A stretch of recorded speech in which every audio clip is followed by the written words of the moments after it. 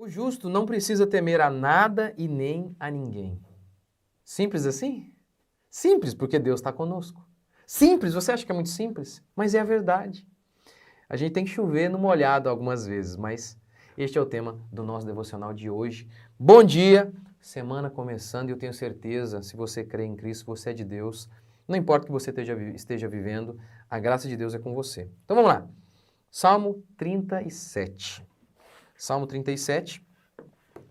E aqui ele está fazendo a diferença entre os ímpios e os crentes. E olha, é muito interessante porque muitas e muitas vezes nós ouvimos assim: ah, mas eu sou crente, eu não entendo, eu ando o tempo inteiro apavorado. Então ou a Bíblia está errada, ou a Bíblia está errada, ou tem alguma coisa errada em você. Por quê? A Bíblia diz que aqueles que confiam no Senhor não se abalam, mas são como os montes de Sião. É óbvio que essa expressão não se abala, não significa que não pode ficar angustiado, Jesus ficou. Mas ficar num estado de apavoramento, não existe essa palavra, apavoramento? Ficar assim, apavorado, o tempo inteiro, ansioso, o tempo inteiro, isso não é o padrão bíblico. Não é, não é. Mas veja o que o texto aqui do Salmo 37 declara. Quem é que não vai ser abalado, que vai ser abençoado? Quem é? Veja aqui, ó, vamos lá. Verso 18. O Senhor conhece o dia dos íntegros, e a herança deles permanecerá. Quem que o Senhor conhece? O crente. Porque veja bem, é óbvio que a salvação é pela fé, mas como que essa fé se manifesta? Tiago diz, mostra-me essa tua fé sem obras e eu com as minhas obras te mostrarei a minha fé. Então você diz, eu tenho fé, mas se você não está vivendo de maneira íntegra, você precisa questionar essa fé. Ou você tem fé, mas não está obedecendo a Deus. Vamos lá, outro, verso 23. O Senhor firma o passo do homem de cujo caminho se agrada. Quem é o homem que Deus se agrada? Aquele que anda no caminho correto, no caminho de Deus. Verso 25. Fui moço e agora sou velho, mas nunca vi o justo desamparado, nem os seus descendentes a mendigar o pão. Ele não está dizendo com isso que o crente não possa passar por necessidade, mas o crente andar mendigando não é uma coisa comum, não. Ora, mas o que ele diz aqui sobre isso? Ele fala sobre o justo. O justo. Verso 29. Verso 29. Os justos herdarão a terra.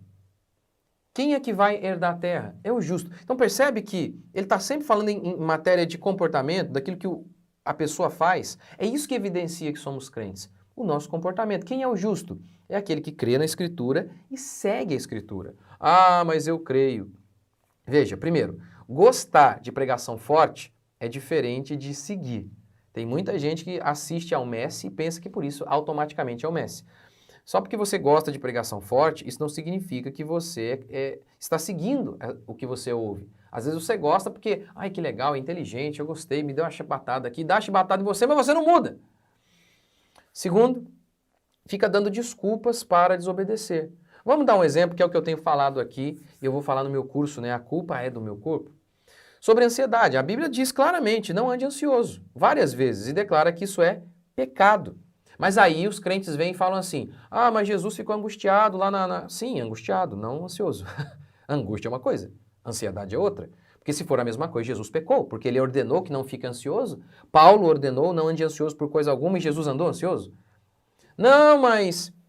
não, mas tem a ansiedade patológica e tem a ansiedade espiritual. Patológica, né? Doença. Tá, então Jesus não sabia, porque ele não falou sobre isso. Ele incluiu no pacote tudo. Ele falou, não ande ansioso de coisa alguma. Então Jesus não sabia? A Bíblia é insuficiente. Segundo, por que os exames não mostram?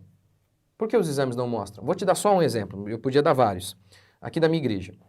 Uma pessoa foi diagnosticada com ansiedade, estava lá e o coração acelerado, tudo aquilo, que eu não estou negando que essas coisas possam acontecer. E aí ele foi ao médico e o exame dava o quê? Nada. Nada. Mas ele queria que desse alguma coisa. Por quê? Para que o diagnóstico de doente ocultasse a fraqueza dele. Então eu também já fiquei ansioso várias vezes. Pequei. Porque muito crente fala isso, né? Não, mas como assim, pastor? Eu fiquei ansioso também. E eu sou crente. Tá, e daí? Davi era crente e adulterou. Isso não anula o fato de que o pecado continua sendo pecado. E eu preciso fazer até um vídeo falando sobre isso, né? Tá vendo que muitas vezes sentir coisas não significa que você está pecando. Por exemplo, Jesus, ele suou sangue. Diante da pressão psicológica que ele estava enfrentando, ele suou sangue, mas ele não pecou. Mas eu tenho que fazer um vídeo só sobre isso, hein? Mas vamos lá. Então, mas essa aqui é a questão. Muitas e muitas vezes as pessoas preferem seguir os ímpios ao invés de ouvir a palavra. Quem é o justo é aquele que acredita na palavra. É aquele que segue a palavra de Deus. Então, o justo, diz o texto. O texto faz várias promessas aos justos. Mas muitas e muitas vezes nada acontece a você. E você está dizendo, Deus não está cumprindo a sua palavra. Deus não está cumprindo a palavra dele, ou você que não está cumprindo a palavra de Deus? Isso é que é fundamental. Por quê? O justo não precisa temer a nada e nem a ninguém. Faz o seguinte, a partir de hoje, ao ouvir a palavra, creia nela. Fica ouvindo ímpio, gente. Psicólogo, ímpio. A psicologia toda baseada em Freud, em um cara que diz que a religião é uma neurose. Fica escutando esses caras ímpios, depois dá tudo errado na sua vida, você fica falando, não sei o que aconteceu. Tem que crer na palavra. O justo é aquele que crê e obedece à palavra. Se você fizer isso, essas promessas aqui são verdadeiras sobre nós. Você não precisará temer a nada e nem a ninguém. Vamos orar? Senhor Deus, obrigado por mais uma semana que começa. Pedimos que a tua bênção se renove sobre nós mais uma vez, nos fortaleça e que todas essas promessas se cumpram nas nossas vidas. Ó Deus, pedimos perdão por todos os nossos pecados, confessamos os nossos pecados, o nosso coração maligno que muitas vezes fica inventando desculpa para os nossos pecados. Nós oramos a Ti, tem misericórdia de nós, guie-nos, ó Senhor Deus, guie-nos na Tua palavra, que a Tua graça venha sobre nós a cada manhã e possamos, ó Pai, experimentar os frutos que o Senhor prometeu àqueles que plantam a semente da Tua palavra em seus corações. Que tenhamos uma semana abençoada. Deus, fortalece, ajude cada um de meus irmãos e amigos que me acompanham agora. Em nome de Jesus. Amém? Espero vocês aqui amanhã, se Deus quiser.